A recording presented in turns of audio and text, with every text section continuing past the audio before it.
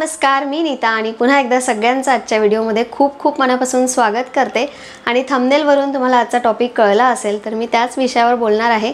जेव्हा आपण एखाद्याकडे जातो आणि किचनमध्ये गेल्यानंतर काउंटर टॉपवर फक्त गॅस स्टोव आणि अगदी थोड्याफार वस्तू दिसतात तेव्हा किती छान वाटतं ना, क्लीन आणि नीटनेटकं किचन वाटतं। पण तेव्हाच आपल्या डोक्यात विचार येतो की माझ्या घरी किती पसारा असतो गॅसच्या ओट्यावर।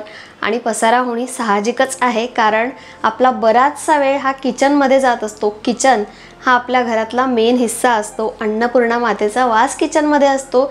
जर आपल्या किचनमध्ये देवघर असेल तर किचन नीटनेटकं स्वच्छ ठेवणं तेवढंच गरजेचं आहे। पण सकाळ, दुपार, संध्याकाळ, रात्री आपल्याला किचनमध्ये इतकी सगळी कामं असतात की किचन मेसी होणं साहजिकच आहे। त्यासाठी काय आपल्या हॅबिट्स आपल्याला चेंज कराव्या लागतील किंवा मग कसं मॅनेज करायचं, कसं ऑर्गनाइज करायचं हे मी थोडक्यात तुमच्याशी आज शेअर करणार आहे। तर चला मग आता जास्त वेळ वाया न घालवता आपण व्हिडिओला सुरुवात करूया। किचनमध्ये एंट्री केली की सगळ्यात पहिलं लक्ष जातं ते किचन काउंटर टॉपकडे। काउंटर टॉप जर क्लीन असेल, सुटसुटीत असेल, नीटनेटका दिसत असेल तर किती फ्रेश फील होतं। पण तोच जर काउंटर टॉप खूप भरलेला असेल, खूप वस्तू त्यावर ठेवलेल्या असतील तर खूप मेसी वाटतो।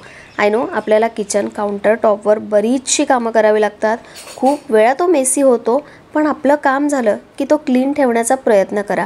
आणि मला तरी हा प्लॅटफॉर्म सुटसुटीत आवडतो, म्हणजे खूप साऱ्या वस्तू ठेवायला आवडत नाही। बऱ्याच जणांना बघते की काउंटर टॉपवर खूप वस्तू ठेवल्या असतात, खूप भरलेला असतो कॉर्नर। पण जर तुम्ही अशा टाईपचा कॉर्नर करू शकत असाल तर प्लीज तसा करून घ्या, म्हणजे रोजच्या लागणाऱ्या वस्तू, चहापत्ती, साखर या ज्या वस्तू आहेत त्या तुम्ही इझिली घेऊ शकता। आणि त्या सगळ्या वस्तू प्लॅटफॉर्मवर ठेवण्याची गरज नाही। जेवढा तो सुटसुटीत असेल तेवढंच क्लिनिंगसाठी आपल्याला सोपं जातं। नाहीतर सगळ्या वस्तू काढा त्यानंतर क्लीन करा, असं करण्यासाठी आपल्याला खूप वेळही लागतो आणि मग तो क्लीनही होत नाही। म्हणून किचन काउंटर टॉप क्लीन ठेवायचा असेल तर त्यावर वस्तू कमी ठेवा आणि काम झालं की लगेचच तो क्लीन करण्याचा प्रयत्न करा।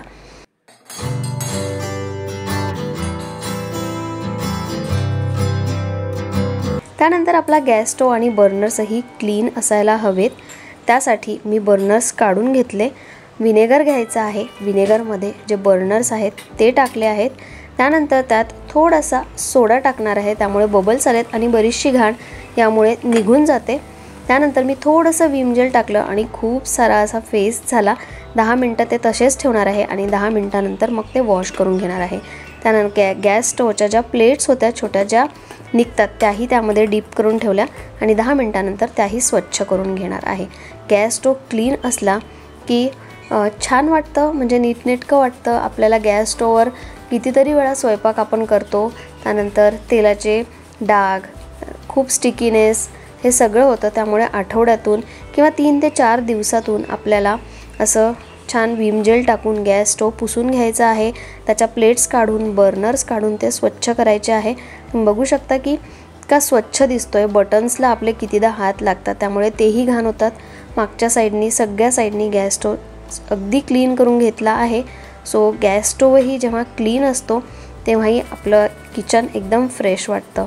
आणि ज्या प्लेट्स निघत नाही त्या मी तिथेच घासून घेतल्या आणि ज्या निघत होत्या त्या मी अशा प्रकारे सिंकमध्ये घासून घेतल्या। आता गॅस बर्नर जे आहे ते अगदी जसे पहिले होते तसे तर नक्कीच होणार नाही, पण जी काही डस्ट किंवा त्यामध्ये कचरा असेल तो सगळा निघून जातो आणि बर्नर्स एकदम क्लीन होतात। तर तुम्ही बघू शकता की फरक पहिले बर्नर कसा होता आणि आत्ता कसा झाला आहे। तर ही नक्की ट्राय करून बघा, यामुळे बरीचशी हेल्प होईल। तर गॅस स्टोवही क्लीन आहे आणि प्लॅटफॉर्मही अगदी क्लीन आहे। या दोन गोष्टी जरी क्लीन असल्या ना तरी आपलं किचन खूप छान वाटतं। त्यानंतर सिंकजवळ असा एक वायपर नक्की ठेवा, प्रत्येक वेळी कापडाची गरज पडायला नको। पाणी सांडलं की ते वाईप करून घ्यायचं।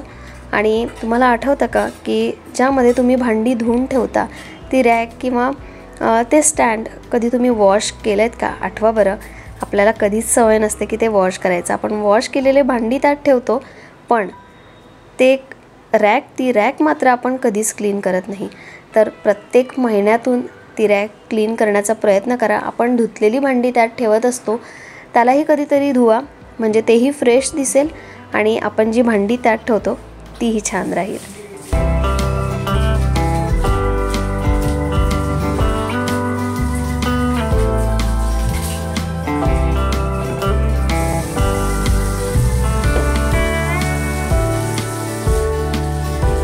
Try to keep your sink area clean. आपल्याला कितीतरी वेळा सिंकमध्ये भांडी घासावी लागतात, तिथे घाण होते. जर तुमचं तिथे डस्टबिन असेल छोटं मोठं, तेही स्वच्छ ठेवण्याचा प्रयत्न करा आणि आजूबाजूची जागाही स्वच्छ ठेवण्याचा प्रयत्न करा. कारण तिथे आपण बरेचदा भांडी धुतो तर थेंब उडतात. त्यानंतर आपण जी भांडी घासतो त्याचा कचरा तोही आजूबाजूला सांडतो. त्यामुळे बरेच वेळा तो क्लीन होत नाही आणि तो मेसी दिसतो. त्यामुळे भांडी घासून झाली की सिंक एरिया क्लीन करायचा. टाईल 2 ते 3 दिवसांनी क्लीन करायची, कारण त्यावर शिंतोडे उडतात आणि टाईल्स खराब दिसते. डस्टबिनही अगदी क्लीन ठेवायचं आणि आपल्याला सिंकजवळ एक हँडवॉश मस्ट आहे. प्रत्येक वेळी आपल्याला वॉश बेसिनजवळ जायची गरज पडणार नाही, त्यामुळे आपला टाईम वेस्ट होतो. आणि आणखी काही वस्तू असतील तर त्यासाठी तुम्ही वॉल शेल्फ लावू शकता, तिथेही वस्तू बऱ्याचशा येतात. सिंकमध्ये बरेचदा भांडी घासणं होतं, त्यामुळे सिंकही खूप घाण होतं. प्रत्येक वेळी नाही, पण रात्रीच्या वेळी किचन स्वच्छ करून ठेवा, म्हणजे ते क्लीन नीटनेटकं दिसेल, त्यामधून घाण वास येणार नाही. आणि शक्य होत असेल तर थोडंसं गरम पाणी टाका, म्हणजे जो काही कचरा किंवा घाण असेल तो सगळा जाईल आणि घाण वास येणार नाही. हे जर केलं तर आपलं पूर्ण किचन खूप नीटनेटकं दिसेल.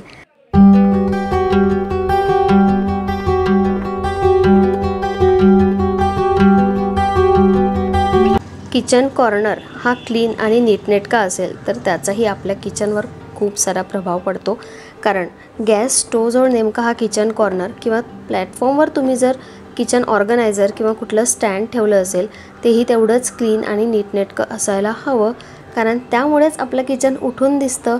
आणि जर असा कॉर्नर असेल तो बरेचदा चिकट होतो, कारण जे काही आपण फूड बनवतो तर त्याचं वाफ तिकडे जातं आणि ते स्टिकी बनतं.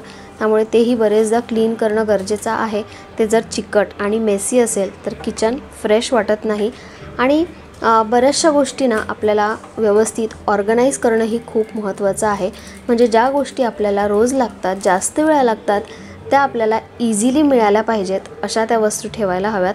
तर मसाल्याच्या बरण्या किंवा चहापत्ती, साखर, गूळ वापरत असाल तर तो, आणखी काही मीठ, या बऱ्याच अशा वस्तू असतात ज्या आपल्याला बरेचदा लागतात. त्यामुळे त्या अगदी आतमध्ये न ठेवता अशा कॉर्नरला ठेवलात तर आपलंच काम सोपं इझी होईल.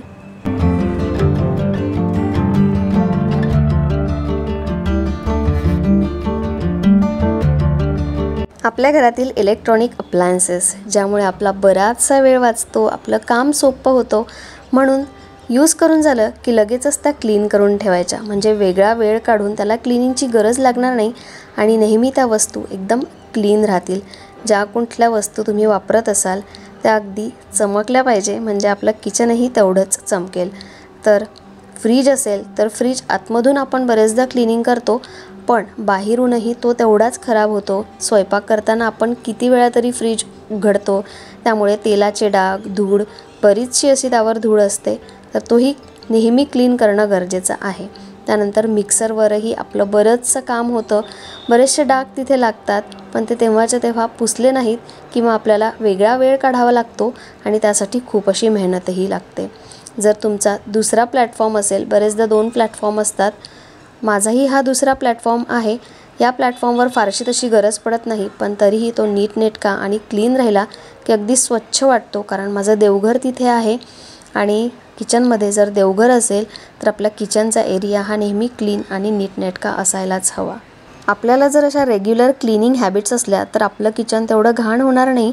आणि महिन्यातून एकदाच फक्त डीप क्लिनिंग करायची किंवा सगळं किचन एकदमच पसारा काढायचा, सगळं कॅबिनेट एकदम काढायचं, बापरे खूप अंगावर होतो. म्हणजे स्वयंपाक करायचं की ही सगळी कामं करायची, अगदी वैताग येतो. त्यापेक्षा टप्प्याटप्प्याने कामं करा, कामं डिवाईड करा, कॅबिनेट्स डिवाईड करा.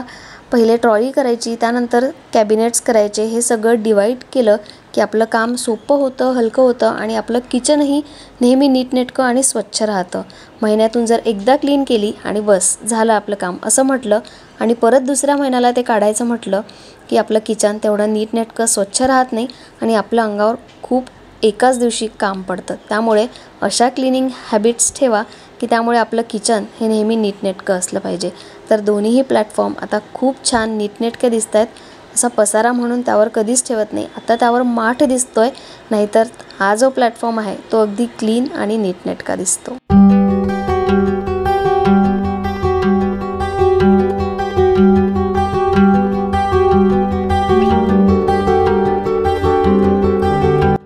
करताना टाईल्स खूप खराब होते, त्यावर तेलाचे डाग पडतात आणि मग ते तसेच ठेवले की त्याला घासण्यासाठी खूप वेळ लागतो. पण तेव्हाच्या तेव्हाच जर ओल्या कापडाने ते पुसून घेतले तर टाईल अगदी क्लीन होते. त्यानंतर किचनमधले जे स्विच बोर्ड आहे त्यावरही अगदी चिकटपणा होतो, त्यामुळे तेही जर आठवड्याला तुम्ही क्लीन केलेत तर तेही काळे होणार नाही किंवा चिकट होणार नाही. कारण tiles, switch board, chimney, kitchen corner हे वाफेमुळे खूप चिकट होतात आणि त्यामुळे वरचेवर किंवा यूज केल्यानंतर ते तेव्हाच क्लीन करून ठेवले तर त्यावर चिकटपणा होणार नाही. टाईल्स एकदम क्लीन आणि चमकती आहे. गॅस स्टोव तर माझा खूप छान दिसतोय.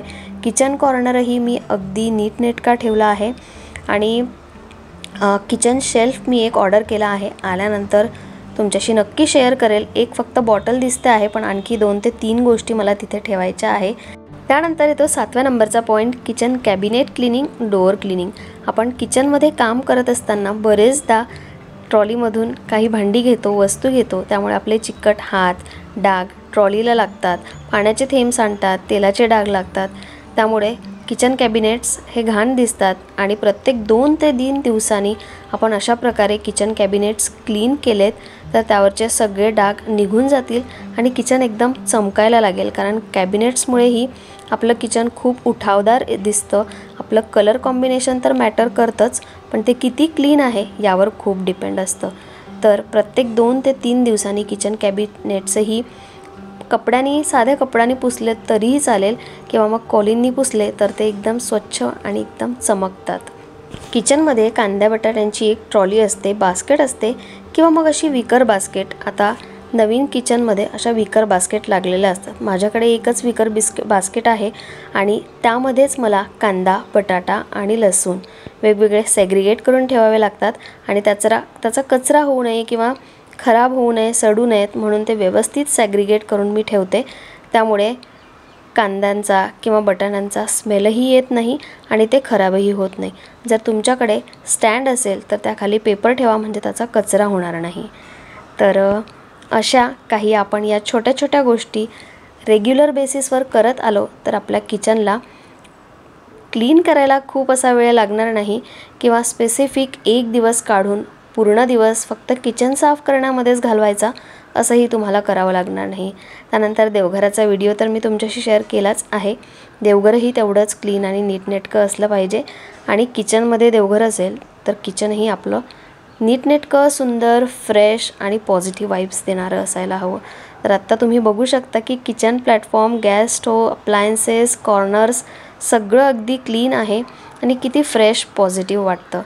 तर अशा प्रकारे हॅबिट्स जर तुम्ही ठेवल्यात तर तुमचंही किचन असंच दिसेल आणि किचनची डीप क्लिनिंग न करता टप्प्याटप्प्याने कामं केली तर पूर्ण काम आपल्या अंगावरही येणार नाही. सो असा होता आजचा माझा व्हिडिओ. जर आजच्या व्हिडिओतून तुम्हाला खरंच काही नवीन गोष्टी शिकायला मिळाल्या असतील तर व्हिडिओला एक लाईक करा आणि असेच व्हिडिओ बघण्यासाठी चॅनलला सबस्क्राईब करायला विसरू नका. चला मग उद्या भेटूया परत एका नवीन व्हिडिओमध्ये. तोपर्यंत मस्त राहा आणि खुश राहा.